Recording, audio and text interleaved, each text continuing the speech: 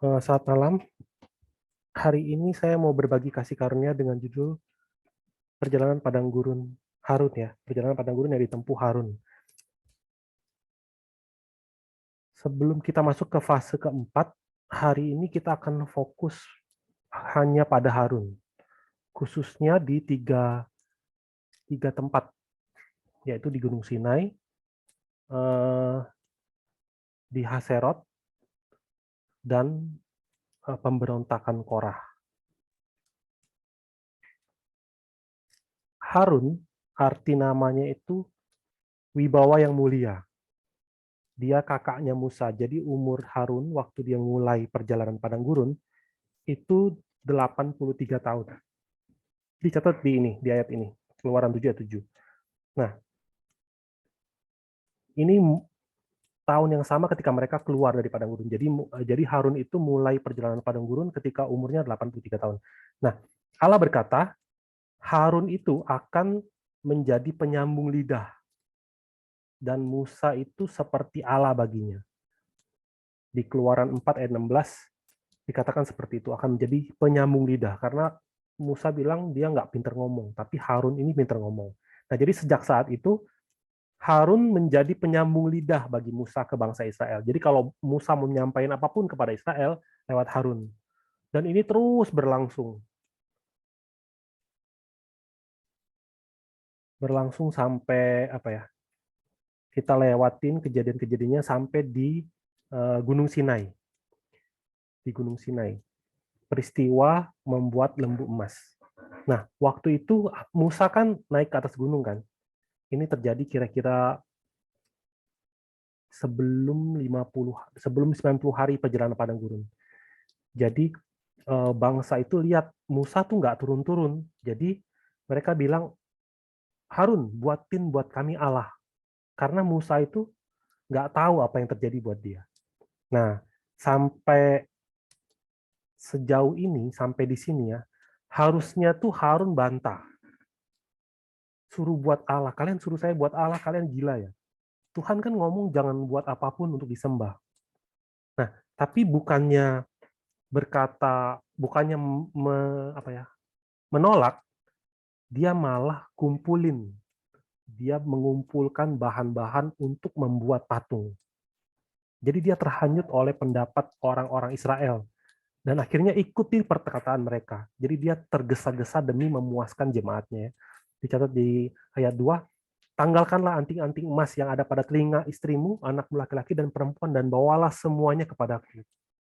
Jadi setelah diterimanya, dibentuknya, jadi kata kerja yang dipakai itu diterimanya, habis itu dibentuknya, habis itu dibuatnya. Semua ini Harun yang ngerjain dengan tangannya sendiri. Prosesnya dideskripsikan oleh Alkitab setahap demi setahap. Jadi dia berjerih payah untuk membuat sesuatu, yaitu lembu emas. Dan kemudian Harun bohong. Setelah itu dia berbohong. Berdasarkan pikiran dia sendiri, dia mendirikan mezbah di depan anak lembu itu, kemudian dia berseru, besok hari raya bagi Tuhan. Nah, jadi kan Tuhan nggak pernah mengatakan firman seperti itu kepadanya. Dia sendiri yang ngomong. Nah, keesokan harinya, di ayat 6, pagi-pagi maka mereka mempersembahkan korban bakaran dan korban keselamatan, sesudah itu duduklah bangsa itu untuk makan dan minum, kemudian bangunlah mereka dan bersukaria. Karena Harun bilang besok hari raya untuk Tuhan, nah hari ini yang dimaksud itu, mereka langsung mempersembahkan segala sesuatu, langsung bersukaria. Kalau kita lihat bahasa aslinya, sama lihat beberapa terjemahan Alkitab bahasa lain, bersukaria itu without moral restraint, shamefully, atau pagan, atau loud behavior. Itu apa ya? Cabul. Jadi kalau lihat bahasa aslinya itu, mereka itu ikut atau bersukaria dalam kesenangan bangsa-bangsa kafir. Jadi mereka itu kalau dilihat terjemahannya itu mengacu kepada pesta yang cabul. Nah, jadi perbuatan seperti ini, ketika Musa lihat, Musa bilang apa? Wah, ini bangsa Israel udah kayak apa ya? Udah kayak kuda yang lepas Kalau kita lihat di Keluaran 32 ayat 25. Ketika Musa melihat bahwa bangsa itu seperti kuda terlepas dari kandang, sebab Harun telah melepaskannya sampai menjadi buah cemooh bagi lawan mereka. Jadi perbuatan mereka itu yang bersukaria di depan patung lembu emas itu membuat nama baik Allah itu tercoreng. Tercoreng. Nah, akhirnya ketika Musa tanya kepada Harun, dia minta penjelasan kepada Harun. Lalu berkatalah Musa kepada Harun, apakah yang dilakukan bangsa ini kepadamu sehingga engkau mendatangkan dosa yang sebesar itu kepada mereka? Jadi menurut Musa, yang bawa dosa sebesar itu kepada mereka itu Harun. Makanya Musa tanya kepada Harun, bangsa ini tuh ngapain sih sampai kamu melakukan hal ini yang membawa dosa sebesar itu pada mereka? Ini Musa tanya.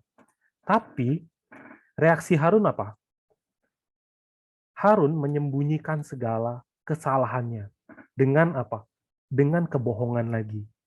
Sambil nggak cukup dia bohong, dia lemparin kesalahannya kepada orang lain. Nah, orang lain di sini siapa? Umat Israel sendiri. Dia bilang apa?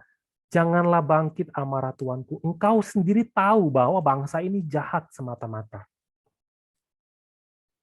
Dia bilang apa? Bangsa ini jahat. Pertama-tama dia labelin dulu. Bangsa Israel itu jahat.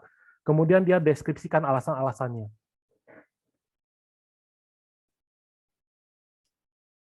Aku lemparin ke api, anak lembunya keluar.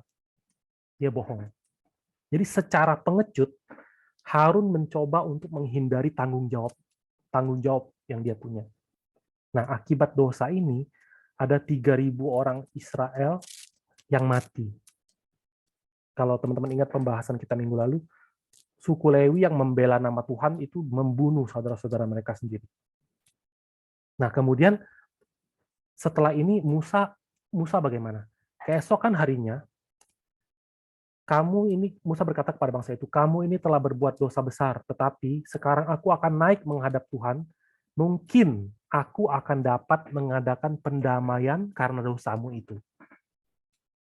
Jadi Musa itu terhadap perbuatan mereka, Musa mencoba untuk mengadakan pendamaian. Lalu Musa naik ke atas, terus dia ngomong sama Tuhan, kiranya engkau mengampuni dosa mereka itu, dan jika tidak, hapuskanlah kiranya namaku. Musa bilang begitu. Bukan hanya untuk orang Israel, Musa pun mengangkat doa pengantara untuk Harun. Dicatat di Ulangan 9. Juga kepada Harun Tuhan begitu murka hingga ia mau membinasakannya.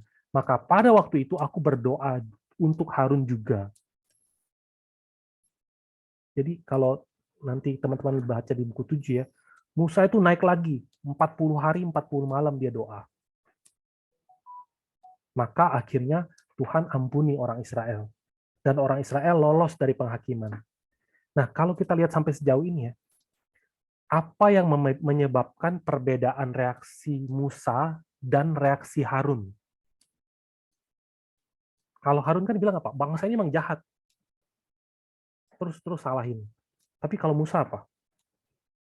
Musa langsung naik ke atas gunung, mempertaruhkan nyawanya. Perbedaannya apa? Kenapa Musa mau menanggung kesalahan, tetapi Harun tidak?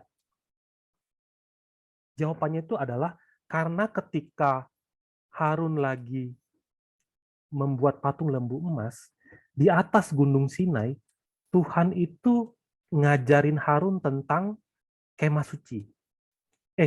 Tuhan ngajarin Musa tentang kemah suci di atas gunung ya. Tuhan kasih instruksi dengan detail bagaimana Israel itu nanti dapat beribadah kepada Allah. Kalau baca di kitab Keluaran tuh terus bagian belakang itu tentang gambaran-gambaran tentang kemah suci. Jadi instruksi-instruksinya, bahan pembuatnya, tata cara ibadahnya itu semua diterima Musa. Nah, memang Musa belum sempat ajarin kepada orang Israel, belum sempat dibikin, belum sempat diajarin. Jadi semua tata cara ini belum sempat dikerjain. Tapi di bawah udah keduluan apa? Bangun patung lembu emas. Nah, tapi kemudian hari setelah Musa selesai melakukan doa pendamaian, nah barulah kemah itu Musa ajarin cara bikinnya, sampai kemah itu beneran selesai dibangun. Nah, kemudian Harun diangkat jadi imam besar untuk memimpin ibadah di kemah itu. Nah, dengan begitu, Harun sekarang resmi jadi imam besar pertama. Keseluruhan perjalanan padang gurun sejak saat itu, umat Israel resmi melakukan ibadah sesuai dengan aturan dan hukum yang diberikan Tuhan. Itu peristiwa pertama ya.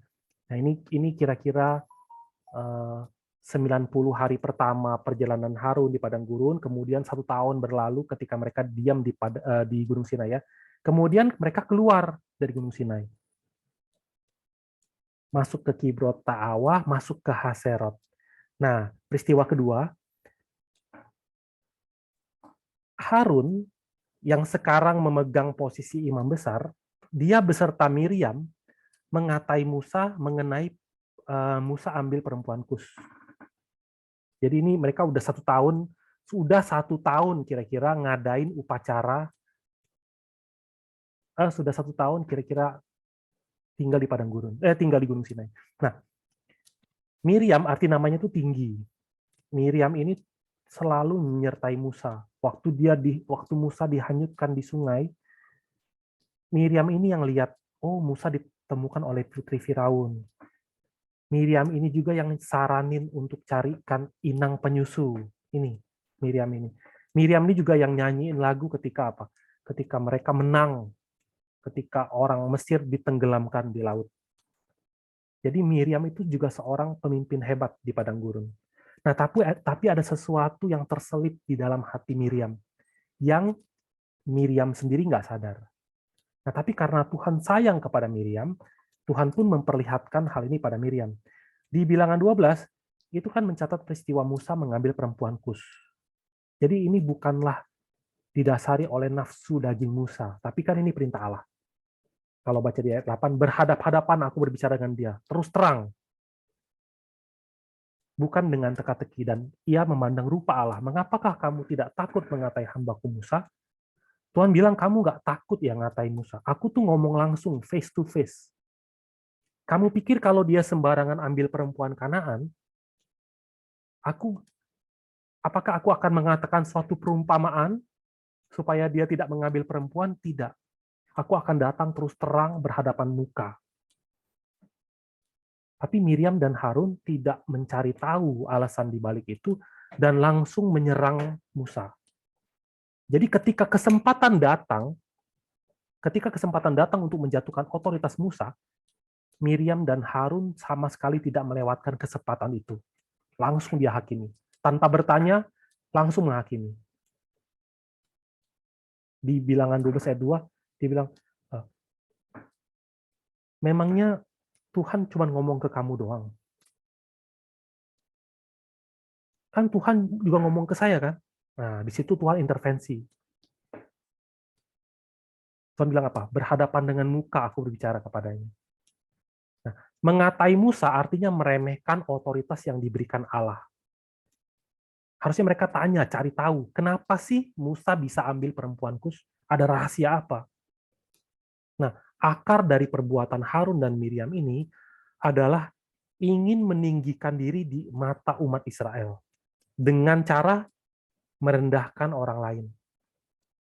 Sambil merendahkan orang lain, ingin meninggikan diri sendiri. Jadi ini seperti ambisi pribadi. Sudah nggak ada lagi hubungannya dengan pekerjaan Allah. Akhirnya Miriam kena kusta kan? Dan Harun langsung cepat-cepat bertobat. Dia mohon ampun. Di Bilangan 12 ayat 11. Lalu kata Harun kepada Musa, Tuanku, janganlah kiranya timpakan kepada kami dosa ini yang kami perbuat dalam kebodohan kami. Janganlah kiranya dibiarkan dia sebagai anak gugur. Jadi sambil menangis, Harun memohon dengan sangat sambil merendahkan dirinya. Harun ikut bersalah kan? Dia ikut merasa bersalah. Kenapa? Karena dia juga menentang Musa. Tapi di sini Harun mengangkat doa permohonan, doa pengantara buat siapa? Buat Miriam. Nah, Musa sendiri bagaimana? Musa berdoa untuk Miriam dan Harun. Lalu berserulah Musa kepada Tuhan, ya Allah, sembuhkanlah kiranya dia. Jadi meskipun Musa salah dimengerti, dia dituduh, dia direndahkan, dia berdoa. Dia berdoa sungguh-sungguh agar Miriam dan Harun dapat diampuni Tuhan. Nah, dari Musa, lewat dua peristiwa ini, Harun dan Miriam bisa belajar apa? Lewat perjalanan padang gurun, Allah hendak ajarin hati seorang pemimpin, hati seorang gembala, hati Bapa. Kalau dicatat di Bilangan 12 ayat 3, adapun Musa ialah seorang yang sangat lembut hatinya. Lembut hatinya itu bahasa Ibraninya anau, anaf tulisannya anau.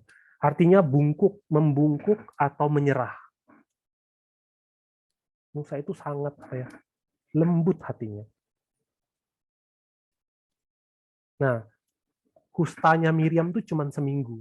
Sejak saat itu Alkitab nggak pernah lagi catat tentang kesalahan-kesalahan Miriam.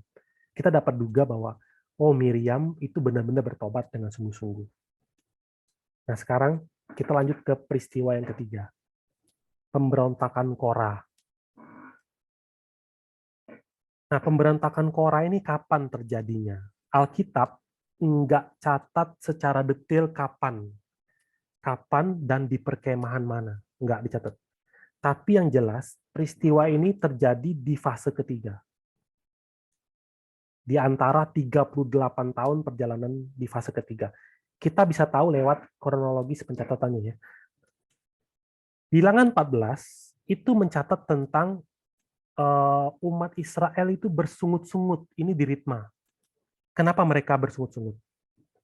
Karena waktu mereka pulang mengintai, 10 orang bawa laporan yang sangat buruk. Akhirnya Tuhan kasih hukuman apa?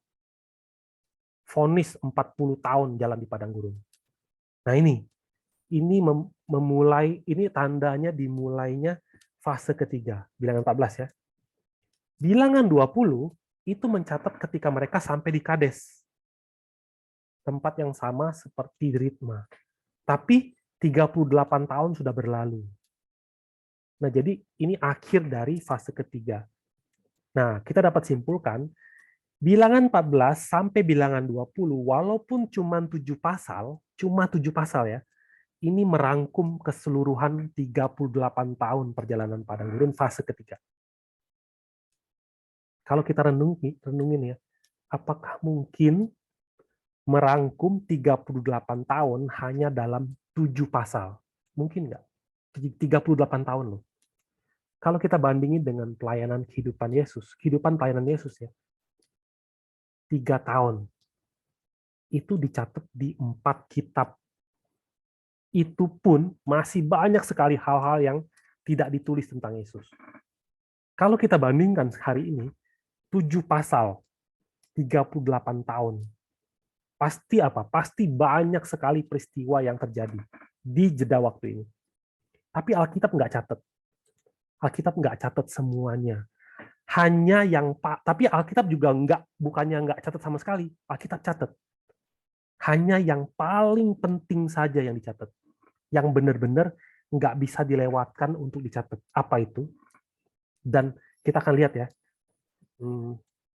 Yang pertama, peristiwa tentang pengampunan dosa, bilang 15 nih. Tentang pengampunan dosa yang harus dimohonkan oleh imam bagi umat. Kalau baca di bilangan 15, di situ nanti teman-teman boleh baca. Itu tata cara memberikan apa ya, kayak ritual, tapi intinya di ayat 25. Maka haruslah imam mengadakan pendamaian bagi segenap umat Israel. Jadi bilangan 15 tuh intinya tuh kalau kita mau lihat itu tuh peraturan. Peraturan tujuannya untuk apa? Untuk memohonkan pengampunan. Tapi di bilangan 15 juga dicatat sesuatu hal tentang seseorang yang harus dihukum mati. Ketika orang Israel ada di padang gurun, ada seorang perempuan, ada seorang yang mengumpulkan kayu api pada hari Sabat. Ayat 35. Orang itu pastilah dihukum mati. Segenap umat Israel harus melontari dia dengan batu di luar tempat perkemahan. Jadi,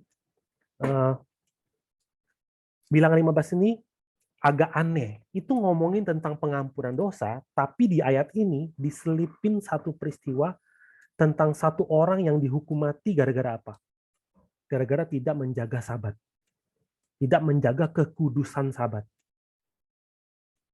Jadi penting sekali untuk bisa menjaga kekudusan. Nah, dari sini kita bisa tahu bahwa apa, dosa melanggar Sabat itu nggak bisa diampuni. Makanya kita nggak boleh nggak jaga Sabat.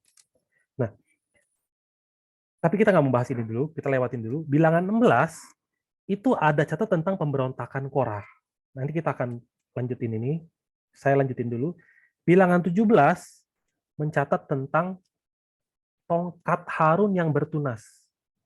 Ini peristiwa penegasan keimaman Harun. Bilangan 18 itu peraturan, bilangan 19 juga peraturan. Peraturannya tuh kalau teman-teman baca ya, itu tentang tentang proses pentahiran atas sesuatu yang najis. Proses penyucian sesuatu yang najis. Nah, jadi kalau kita rangkumkan, bilangan 15 sampai bilangan 19, kalau kita baca, isinya itu adalah peraturan-peraturan tentang korban persembahan, penyucian kenajisan, tata cara ritual, pentahiran imam, pentahiran umat.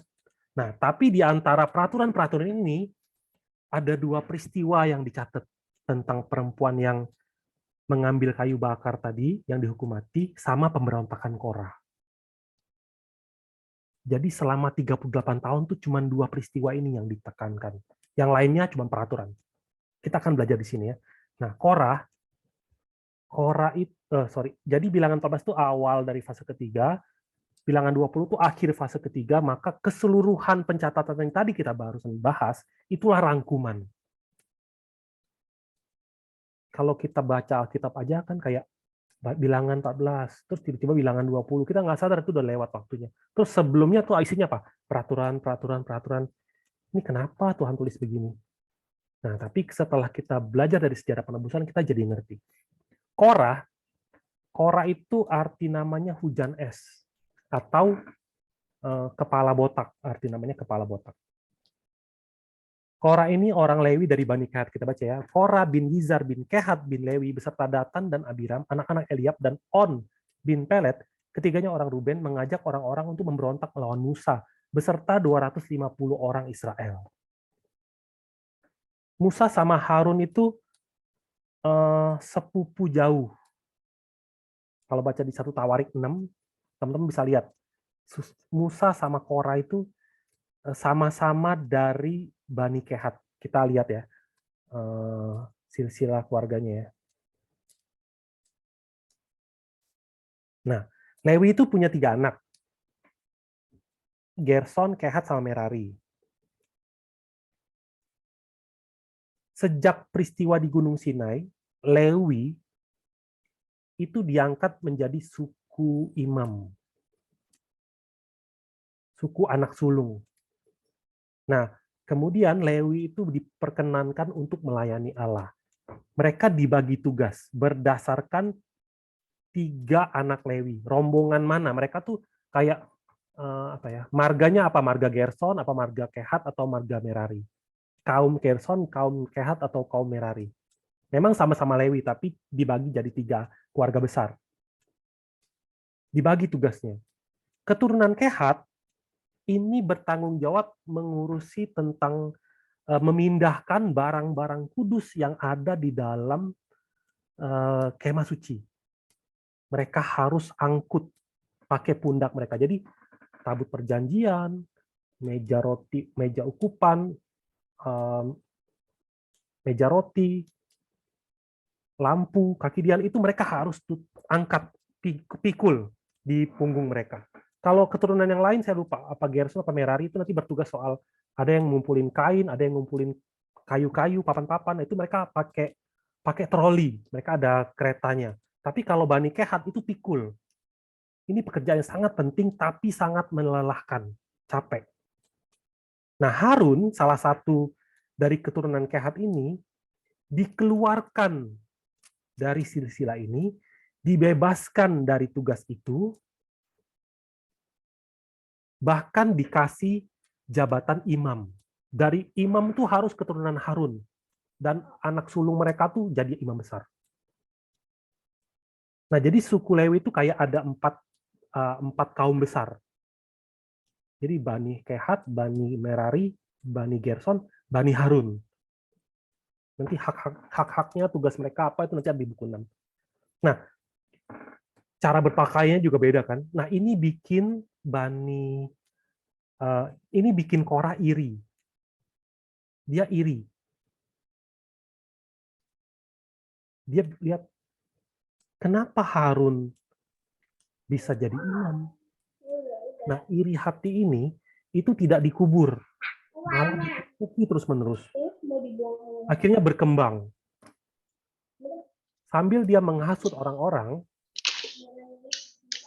mereka mempertanyakan hak kepemimpinan Harun.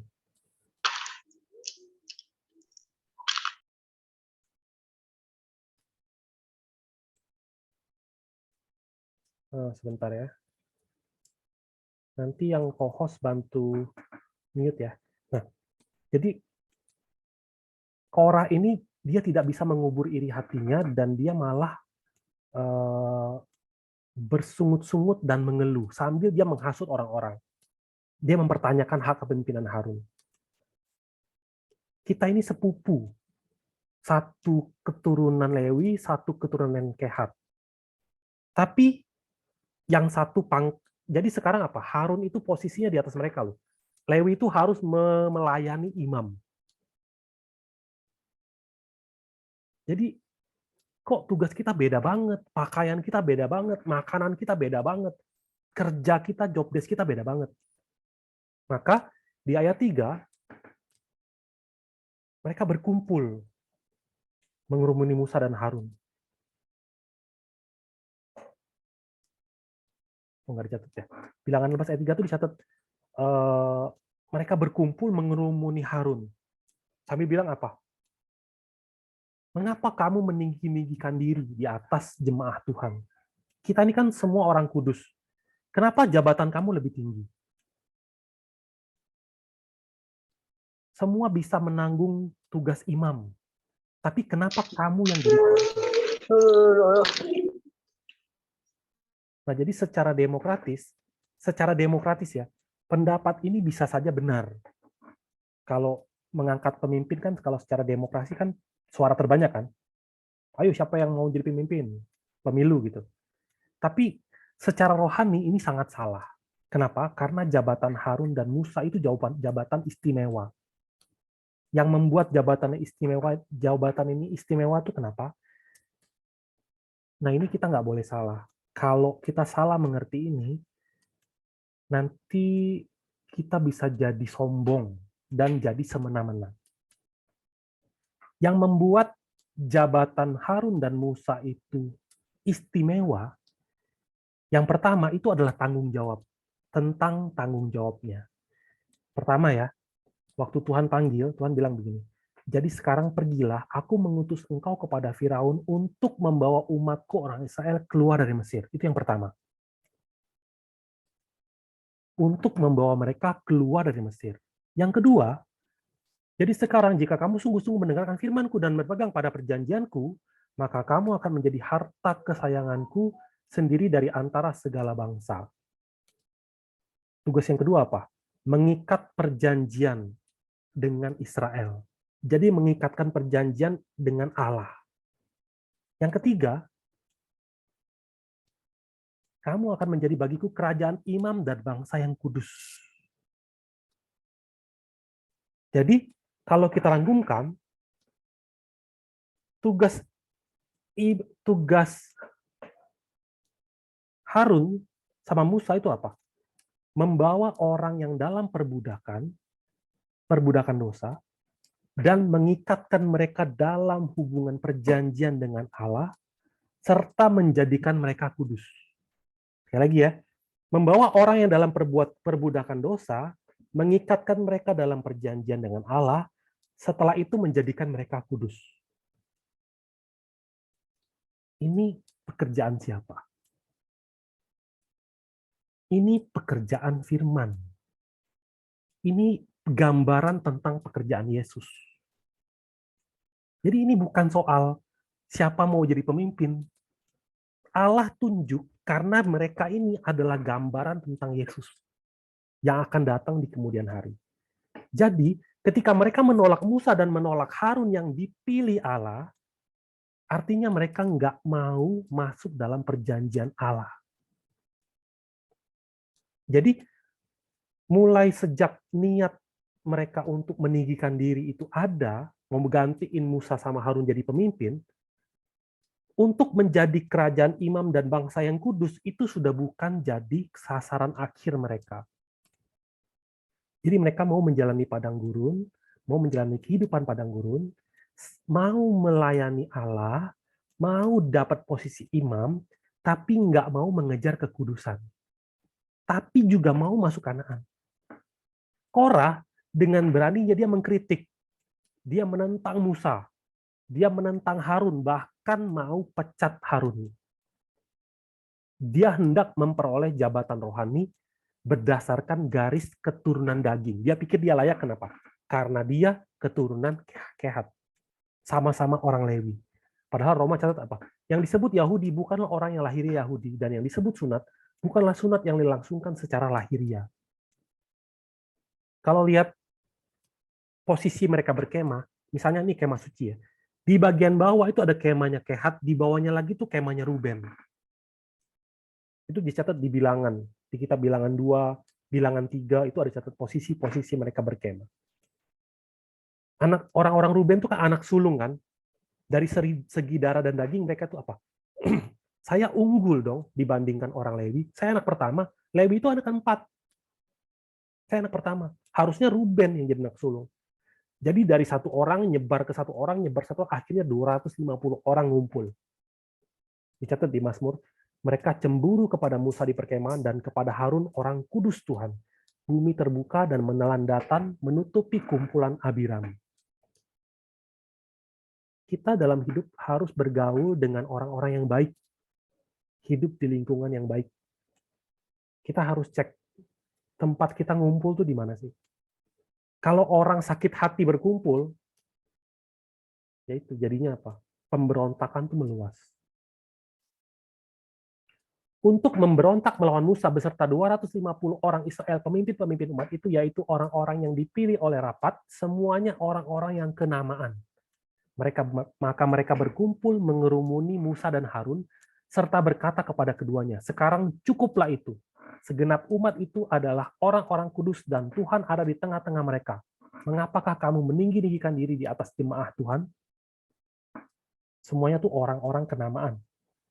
250 pemimpin yang dipilih dalam rapat. Mereka udah rapat. Mewakili mereka 250 orang ini. Jadi bukan sembarang pemimpin, bukan mengangkat diri sebagai pemimpin. Tapi memang dipercaya di antara pemimpin-pemimpin, inilah orang-orangnya. Pemimpin-pemimpin yang terkenal, tokoh-tokoh yang memiliki pengaruh besar. Mungkin mereka ini pemimpin-pemimpin yang ketika di Mesir dulu sangat berpengaruh. Kepemimpinan mereka tuh sejak di tanah Mesir tuh sudah apa ya, melegenda. Memang terbiasa memimpin mereka. Namun sekarang pemimpin-pemimpin mereka itu berubah jadi Musa dan orang-orang Lewi. Akhirnya mereka sadar atau nggak sadar, peran serta mereka itu kayak apa ya? Kayak Tuhan tuh seolah-olah semua apapun yang telah kamu lakukan selama di Mesir, kepemimpinan kalian itu semua nggak dianggap. Pokoknya sekarang Lewi, ketuanya Harun, ketuanya lagi Musa. Dan mereka pada akhirnya apa? Nggak terima. Mereka nggak terima. Malah mereka bilang apa? Mengapakah kamu meninggi-ninggikan diri di atas jemaah Tuhan? Kami ini jemaah Tuhan loh. Kami ini jemaah Tuhan. Kenapa kamu meninggi-ninggikan diri? Itu kata mereka. Nah, atas tuduhan ini, respon Musa apa? Dicatat di ayat 4, bentuknya itu langsung. Wow, konsekutif, langsung. Ketika Musa mendengar hal itu, sujudlah ia. Jadi meskipun Musa bisa langsung menghukum mereka, Musa sujud. Ia berdoa. Ini adalah poin terpenting yang membedakan Musa dengan Korah. Musa berdoa karena Musa sangat tahu Allah adalah Tuannya Israel. Tuhan adalah Tuannya Korah, dan bukan aku pemimpin-pemimpin mereka, bukan aku Tuan mereka ini. Yang lagi berontak ini bukan aku pemimpinnya, bukan juga Harun, tetapi Allah. Allah.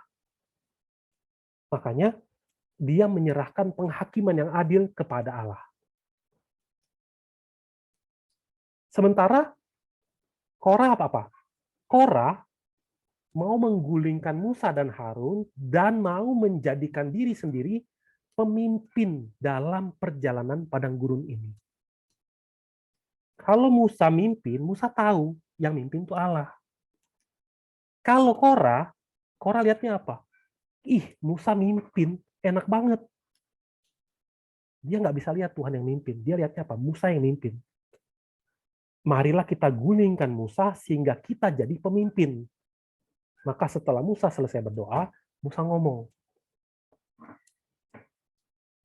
Musa menyarankan begini, ambillah perbaraan-perbaraan, hai Korah dan segenap kumpulannya, bubuhkanlah api ke dalamnya, taruhlah ukupan di atasnya di hadapan Tuhan pada esok hari, dan orang-orang yang akan dipilih Tuhan dialah yang kudus. Cukuplah itu, hai orang-orang Lewi. Musa sarankan seperti itu, ambil perbaraan, taruh api, taruh ukupan di hadapan Tuhan.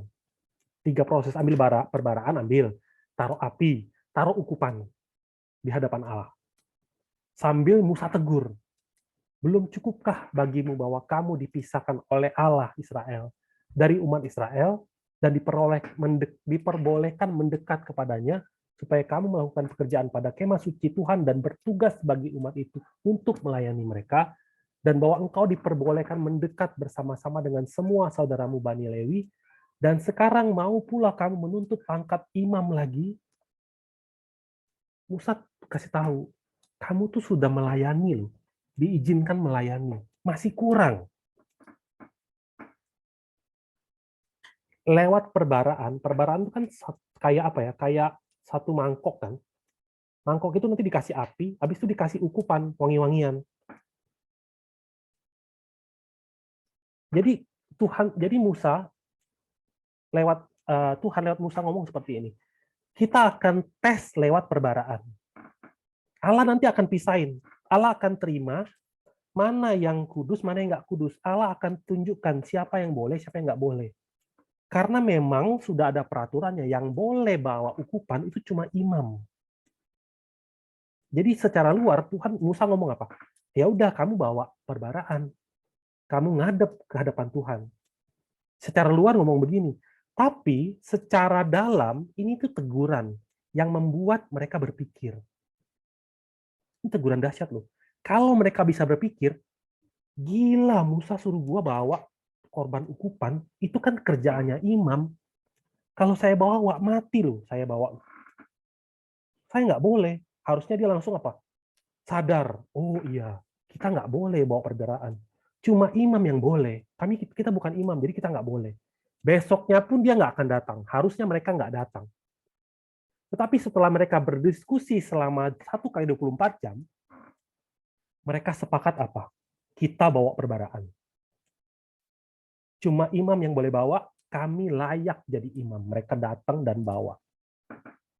Harusnya mereka bertobat. Tapi mereka datang dengan menantang. Musa sangat tahu tentang capeknya Harun. Musa tuh tahu loh capeknya Harun. Nah, untuk membantu kita paham sudut pandang Musa waktu peristiwa ini terjadi, kita harus ingat satu hal. Dulu di atas Gunung Sinai, Tuhan berikan gambar rancangan kemah suci kan, tata cara ibadahnya. Nah, di Alkitab dicatat dengan sangat detail. Kayak arsitek lagi jelasin bangunan, tapi pakai tulisan-tulisan. Di kitab Keluaran dicatat, di kitab Imamat dicatat juga tata cara. Nanti prosedur ibadahnya seperti apa, ritualnya, liturgisnya seperti apa. Di kitab Bilangan juga, di kitab Ulangan juga. Nah, waktu Yesus datang, Yesus berkata, aku mengatakan kepadamu hal-hal bumi. Kamu nggak percaya. Bagaimana kalau aku mengatakan hal-hal rohani, hal-hal surgawi? Jadi Yesus ngomong apa? Yang mau aku sampaikan kepadamu tuh hal-hal surgawi, bukan hal-hal bumi. Tapi hal bumi aja kamu nggak ngerti, nggak bisa percaya, apalagi aku mau ngomong hal surgawi. Nah, sama seperti itu, di atas gunung, apakah Allah hendak memperlihatkan hal-hal duniawi tentang ritual, tentang desain kemah suci? Oh, nanti harus bikin seperti ini. Bukan.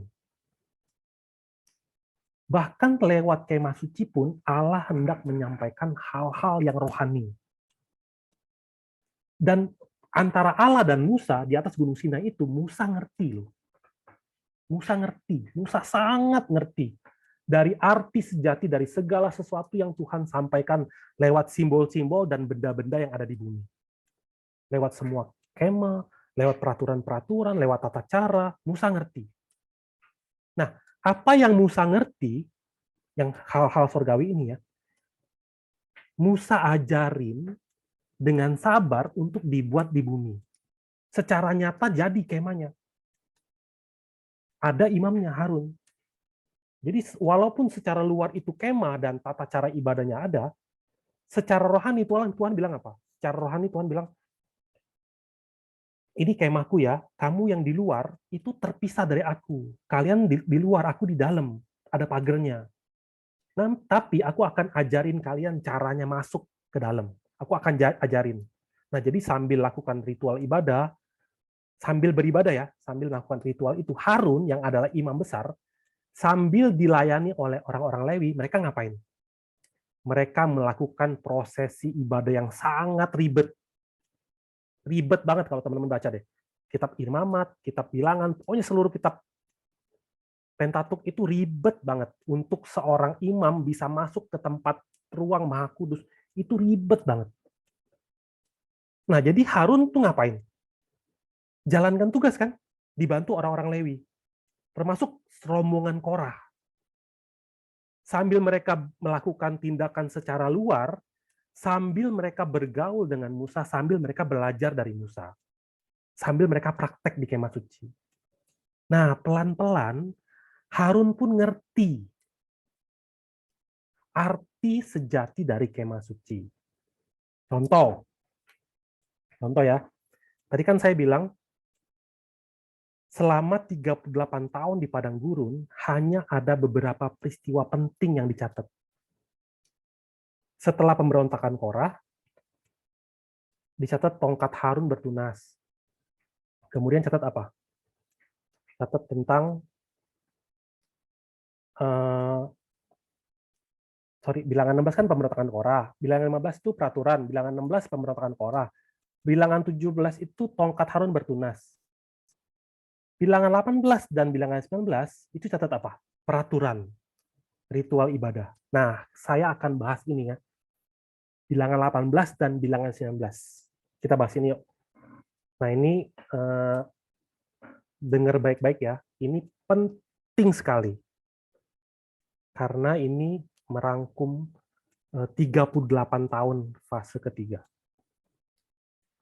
Bilangan 18 itu mencatat peraturan tentang apa? Bilangan 18 kalau nanti teman-teman nanti baca ya bilangan semua ini ya. Nah, bilangan 18 itu tuh catat tentang bagian imam, bagian Lewi, apa yang imam dan Lewi harus lakukan, batasan-batasan pekerjaan mereka apa. Juga dicatat tentang hak-hak mereka apa. Nah, beberapa hal di bilangan 18 ini itu nonjolin tentang hak kesulungan. Jadi secara luar kayak ada perbedaan kasta antara imam dan Lewi. Ada keeksklusifan. Kayak misalnya persembahan yang diterima oleh imam, itu kan yang terbaik kan, yang terima siapa? Imam. Persembahan orang Israel yang terbaik diberikan yang terima siapa? Lewi. Jadi kayaknya Lewi sama imam itu spesial. Dan di atas Lewi ada imam. Jadi bilangan 18 itu ngomongin peraturan. Tapi bilangan 18 dimulai di ayat 1 ini. Tuhan berfirman kepada Harun, engkau ini dan anak-anakmu beserta seluruh sukumu haruslah menanggung akibat setiap kesalahan terhadap tempat kudus. Sedang hanya engkau beserta anak-anakmu yang harus menanggung akibat setiap kesalahan yang dilakukan dalam jabatanmu sebagai imam. Intinya, bilangan 18 ini menegaskan tentang apa? Tentang menanggung kesalahan. Kalau jemaat berdosa, yang harus tanggung siapa? Imam. Kalau kalian melakukan perbuatan-perbuatan ritual agama dan kalian salah, yang tanggung siapa? Imam serta anak-anaknya. Jadi bilangan 18 itu ngomongin tentang menanggung kesalahan. Berikutnya di bilangan 19, ada peraturan seperti ini. Aduh, nggak ada ya. Sorry, sebentar. Ada yang bisa bacain nggak? Bilangan 19 ayat 20.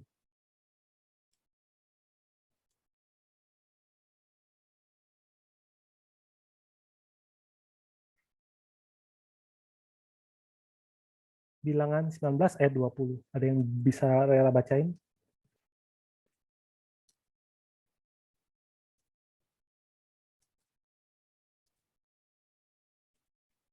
Saya baca ya. Bilangan 19 ayat 20. Tetapi orang yang telah najis dan tidak menghapus dosa dari dirinya, orang itu harus dilenyapkan dari tengah-tengah jemaah itu, karena ia telah menajiskan tempat kudus Tuhan. Air pentahiran tidak ada disiramkan kepadanya, jadi ia tetap najis. Nah, jadi bilangan 19 itu mencatat tentang seseorang yang najis. Seseorang yang najis itu harus diapain? Harus dilenyapkan. Maka haruslah sebisa mungkin untuk tidak menjadi najis. Ya kan? Hukumannya apa? Dilenyapkan loh. Dan kalau ada yang najis, harus diapa? Harus ditahirkan. Nah, sekarang kita rangkum ini. Untuk orang-orang yang berdosa, untuk umat-umat yang berdosa, bagi mereka, imam harus ngapain? Kalau kita lihat di ayat 1-6, kita nggak usah baca, percaya aja, tapi baca aja sendiri ya, supaya cepat. Bilangan 19 ayat 1-6, ini ngomongin tentang ritual untuk menghapus kenajisan. Ini ritual, tata caranya bagaimana. Nah, tetapi yang penting di sini, ayat 7. Dengan melakukan ritual ini, apa akibatnya? Bilangan 7 ya. Ayat 7. Kemudian haruslah imam mencuci pakaian dan membasuh tubuhnya dengan air. Sesudah itu masuk ke tempat perkemahan. Dan imam itu najis sampai matahari terbenam. Orang yang membakar habis lembu itu haruslah mencuci pakaian dengan air dan membasuh tubuhnya dengan air. Dan ia najis sampai matahari terbenam. Imam awalnya itu menguduskan diri sebelum dia boleh melakukan segala sesuatu. Tetapi kemudian karena dia melakukan ritual ini, dia jadi najis. Dia dan pasukan Lewi yang melakukan ini, mereka jadi najis. Kemudian apa yang harus dilakukan? Seorang yang tahir, yang tidak najis, harus berbuat sesuatu. Yaitu apa? Membuat air pentahiran. Maka seorang yang tahir haruslah mengumpulkan abu lembu itu dan menaruhnya pada suatu tempat yang tahir di luar tempat perkemahan supaya semuanya itu tinggal tersimpan bagi umat Israel untuk membuat air pentahiran. Jadi harus ada orang yang tahir bikin air pentahiran. Kemudian ngapain? Waktu dia bikin air itu dia jadi apa? Ayat 10. Dan orang yang mengumpulkan abu lembu itu haruslah mencuci pakaian dan ia najis sampai matahari terbenam. Ia jadi najis. Kemudian berikutnya apa? Orang yang tahir harus percikan kepada orang yang najis itu pada hari yang ketiga, pada hari yang ketujuh. Jadi orang yang tahir harus ambil lagi air tadi, percikan. Dan setelah ritual ini dilakukan, apa yang terjadi? Ayat 21, orang yang menyiramkan air pencuci itu, ia harus mencuci pakaian, dan orang yang kena kepada air pencuci itu, ia menjadi najis sampai matahari terbenam. Jadi kalau kita lihat ya, pencatatan bilangan 19, ritual perbuatan-perbuatan yang harus mereka lakukan di bilangan 19, ini siapa yang lakukan ini? Imam kan? Imam dan orang Lewi. Apa arti sejati dari semua ritual ini? Doa pengampunan. Demi mengusahakan orang-orang yang najis menjadi tahir, bahkan rela menempatkan diri menjadi najis. Oh ya, aku disuruh bikin air pentahiran, nanti aku najis, nggak mau. Mati imamnya. Jadi ini nih kayak pindah. Mereka bekerja sama selama 38 tahun. Inilah yang dilewati Harun selama 38 tahun. Tiap ada ibadah dia ngerjain ini, dia ngerjain ini. Sampai dia sadar apa? Oh, ini tentang bagaimana yang najis menjadi tahir.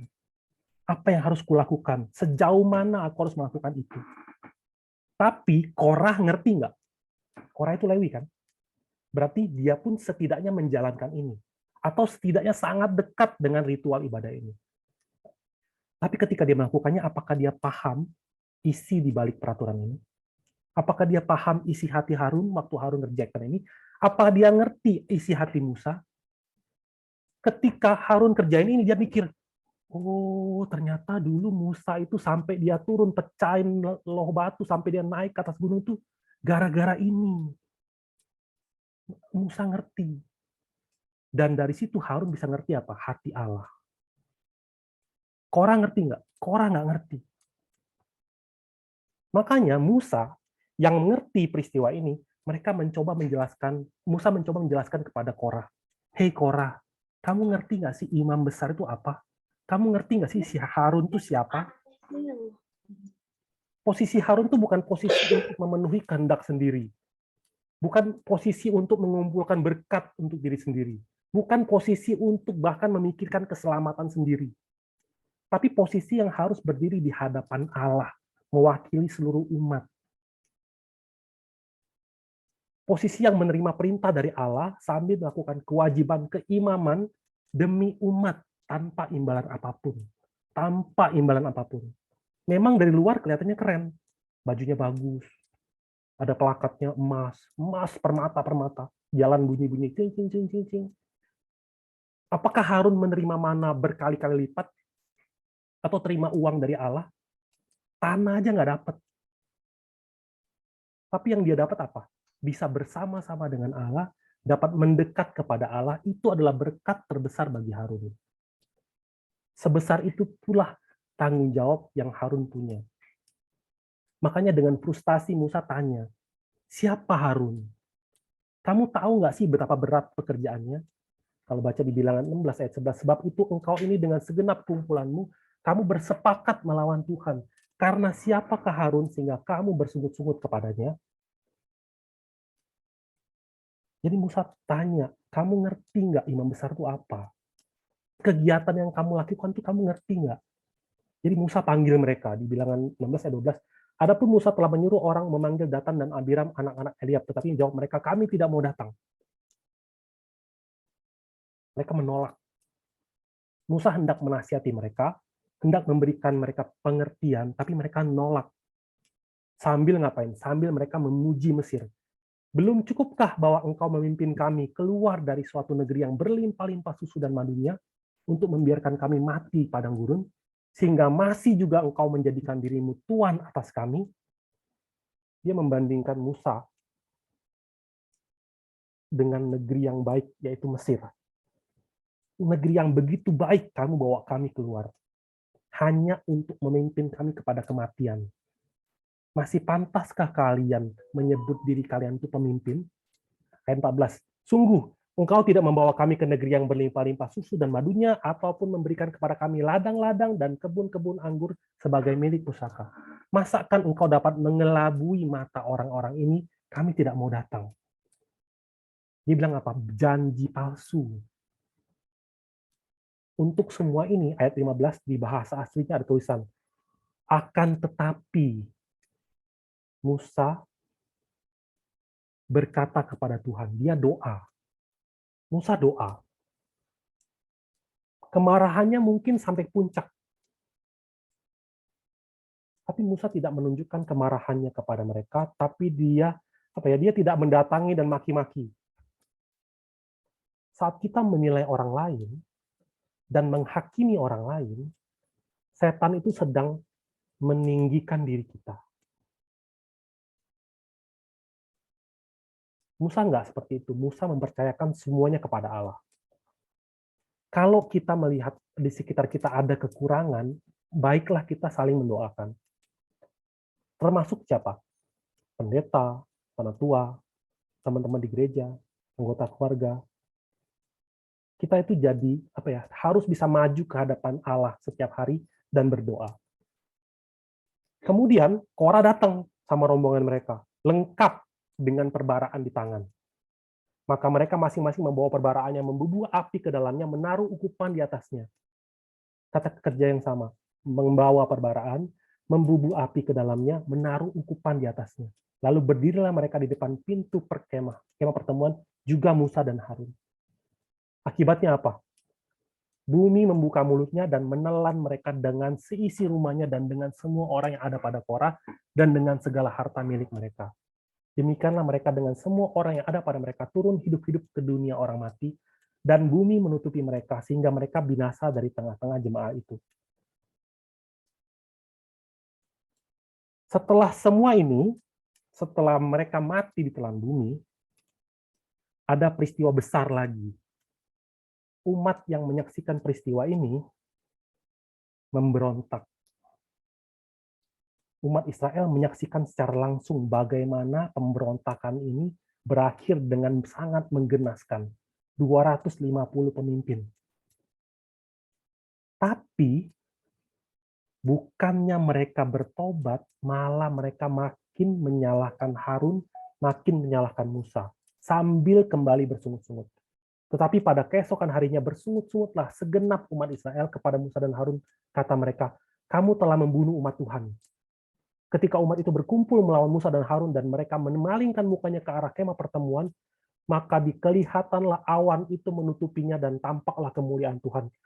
Lalu pergilah Musa dan Harun ke depan kemah pertemuan, maka berfirmanlah Tuhan kepada Musa, pergilah dari tengah-tengah umat ini, supaya kuhancurkan mereka dalam sekejap mata. Tuhan ngamuk, Tuhan bilang kuhancurkan mereka.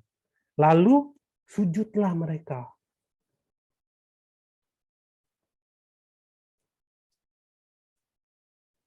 Sujudlah mereka. Dicatat di situ, ayat 45. Dibandingkan pemberontakan Korah, kali ini pemberontakannya lebih besar lagi. Meskipun menyaksikan langsung Allah turun menghakimi, mereka kembali mengadakan pemberontakan. Mereka memperlihatkan ketidakpuasan dengan keadilan Allah. Akhirnya apa? Allah turun dan menulahi mereka satu persatu jatuh mati. Dan Musa yang kaget dan berpikir bangsa kita akan hancur, dengan segera Musa memerintahkan Harun untuk ngapain? Adakan pendamaian untuk umat. Manusia itu kan punya sifat pergi ke tempat yang penuh kebahagiaan. Tapi kini Harun itu dengan sangat berusaha, ia lari ke tempat di mana orang-orang yang selalu memberikan duka cita kepada dia. Perintah Musa ini, berkatalah Musa kepada Harun, ambillah perbaraan, bubuhkanlah api ke dalamnya dari atas mezbah dan taruhlah ukupan. Pergilah dengan segera kepada umat itu dan adakanlah pendamaian bagi mereka. 1 hari sebelumnya, ada 250 orang, ambil perbaraan, bubuhkan api, taruh ukupan, pergi ke hadapan Allah. Apa akibatnya? Buka mulut tanahnya, mati mereka semua. Musa, Harun lihat itu. Dan sekarang Musa bilang, ambil perbaraan, bubuhkan api, taruh ukupan, pergi. Harun pergi. Maka Harun mengambil perbaraan, seperti yang dikatakan Musa, berlarilah ia ke tengah-tengah jemaah itu, dan tampaklah telah mulai di antara bangsa itu. Lalu dibubuhnyalah ukupan, dan diadakannya pendamaian bagi bangsa itu. Apakah Harun nggak mikir, apa tanah buka juga ya, aku dimakan juga ya?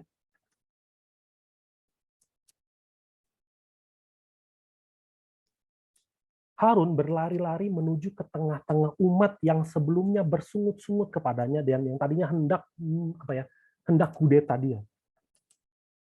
Ayat 48, ketika ia berdiri di antara orang-orang mati dan orang-orang hidup, berhentilah tula itu.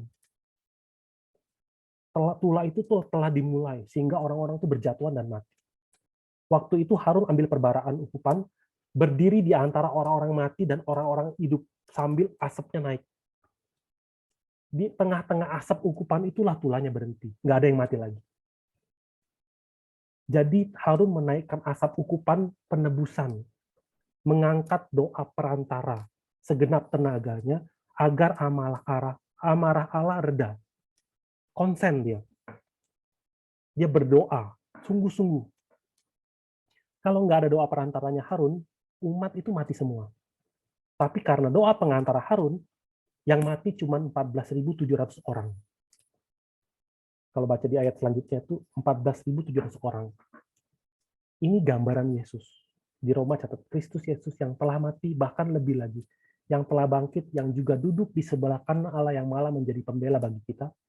1 Timotius 2 ayat 5. Karena Allah itu Esa dan Esa pula dia yang menjadi pengantara antara Allah dan manusia, yaitu manusia Kristus Yesus. Yesus tidak mengelak untuk mengenakan rupa manusia. Dia berdiri di bumi ini untuk menjadi pengantara bagi kita. Tapi manusia menolak dia. Sekali lagi dia berdiri di atas kayu salib. Ia berdiri di antara Allah yang hidup, di antara manusia yang mati. Manusia mati, Allah hidup, dia berdiri di tengah-tengah. Harun itu gambaran Yesus. Menggambarkan Yesus.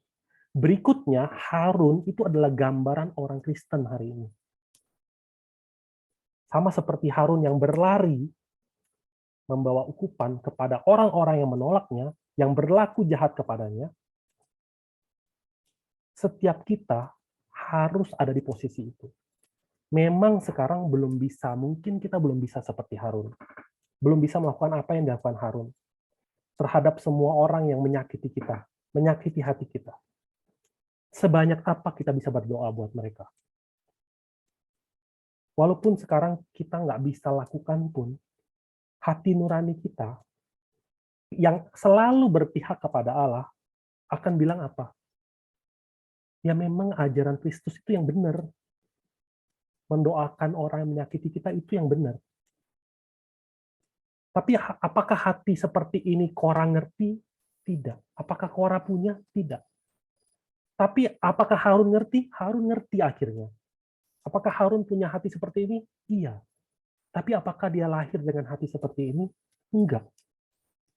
Ingat kan waktu peristiwa lembu emas? Bagaimana Harun waktu itu?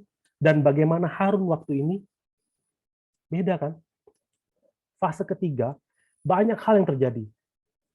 Tapi yang Tuhan catat apa? Peraturan tentang pentahiran, tata cara dan ritual yang sepertinya nggak relevan di zaman sekarang. Dan di antara peraturan-peraturan itu terselip peristiwa Korah. Kesimpulannya, fase ketiga itu ngajarin kita apa? Kalau fase pertama itu memisahkan orang Mesir dan orang yang percaya di Laut Merah, fase kedua itu memisahkan di atas Gunung Sinai dan di bawah Gunung Sinai. Tuhan memperlihatkan segala macam dosa. Di fase ketiga, pemisahan di level apa? Orang yang mengerti dan mengedepankan hati Kristus. Dan orang yang nggak mengerti dan mengedepankan hatinya sendiri. Ikut perjalanan padang gurun, bertahun-tahun ikut Yesus, bertahun-tahun ngapain? Terima kasih Yesus, karena Yesus mati untukku, mengampuni segala dosaku. Haleluya. Bersyukur sekali atas itu. Tapi nggak bisa sekalipun ampuni orang. Fase ketiga akan terpisah. Yang mana Korah, yang mana Lewi. Semoga kita, ketika kita menjalani kehidupan iman, kita berkaca dan dapat mengikuti jalan yang Tuhan kehendaki bagi kita. Sehingga pada akhirnya kita dapat dapat sampai di tanah Kanaan sesuai dengan apa yang Allah firmankan. Pembahasan kita sampai di sini, kita doa dulu. Allah Bapa yang bertata di kerajaan surga, kami mengucap syukur Bapa atas kasih karunia-Mu yang telah menunjukkan kepada kami perjalanan padang gurun yang dilewati oleh orang Israel. Bapa, Korah meskipun dia melayani di gereja, meskipun dia melayani di gereja padang gurun, dia tidak mengerti hati dan kehendak dan hati Allah. Bapa, biarlah kami menjadi orang-orang yang dapat mengerti hati Kristus. Kami dapat menyadari betapa berharganya darah Kristus yang telah dicurahkan untuk menghapus segala dosa kami. Dan bila Bapa kami menghargai betapa baiknya sesuatu yang diampuni. Bapa, biarlah kami pun yang menyadari karena Kristus telah mengampuni kami pun dapat menjadi orang-orang yang mengampuni setiap orang yang bersalah kepada kami. Dan berikanlah kami hati Bapa, sehingga kami dapat mengusahakan kekudusan kepada diri kami dan kepada lingkungan kami, sehingga dimanapun Engkau berada, kami tidak takut bahkan untuk menjadi najis Bapa, sehingga pada akhirnya kekudusan dapat kami usahakan bersama-sama. Dan biarlah kemuliaan sepenuhnya ada pada tangan-Mu. Dan biarlah Bapa apa yang kami lakukan dapat memberikan kemuliaan bagi nama-Mu. Dan tolong Bapa hapuskan semua pikiran-pikiran manusia kami, dan biarlah hanya firman yang kebenaran saja Bapa yang tetap tinggal di dalam hati kami. Dengan meninggikan nama Yesus Kristus yang hidup, kami berdoa dan mengucap syukur. Amin. Kita tutup dengan doa Bapa kami. Bapa kami di surga, dikuduskan nama-Mu, datanglah kerajaan-Mu, jadilah kehendak-Mu di bumi seperti di surga. Berilah kami pada hari ini makan kami yang secukupnya, dan ampunilah kesalahan kami, seperti kami pun mengampuni orang yang bersalah kepada kami. Dan masukkan kami dalam percobaan, lepaskan kami dari jahat. Dan Kau yang memberi kejaran kuasa dan sampai selama-lamanya. Amin. Kemuliaan pada Tuhan. Makasih, Pak. Thank you. Terima kasih Pak Rusdi.